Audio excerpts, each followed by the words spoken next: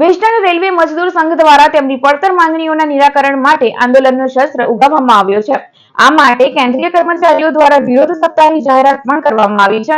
Railway કર્મચારીઓ OPS સહિત ઘણી માંગણીઓને લઈ રેલવે મંત્રાલય સામે લાંબા સમયથી લડત ચલાવી રહ્યા છે। સરકાર સુધી પોતાનો અવાજ પહોંચાડવા વિરોધ સપ્તાહની જાહેરાત કરવામાં આવી છે। ભરૂચમાં રેલવે કર્મીઓ દ્વારા વિરોધ પ્રદર્શન કરી રેલવે મંત્રાલય સમક્ષ તેમની માંગણીઓ સંતોષાય તે માટે અપીલ કરવામાં આવી હતી। NFIR national federation of Indian railway man और WRMS के आह्वान पर हम सब अपने एजिटेशन या अपनी डिमांडों के लिए विरोध कर रहे हैं, जो पूरे रेलवे में 17 मार्च से 21 मार्च तक मनाया जा रहा है विरोध सप्ताह है। हमारी मांगें ऑलरेडी सरकार के पास हैं। जो पहली मुख्य मांग है उसमें OPS है, उसके अलावा बहुत सारी मांगें हैं जो पेंडिंग हैं और अभी तक उन पर कोई उचित कार्रवाई नहीं हो सकी है।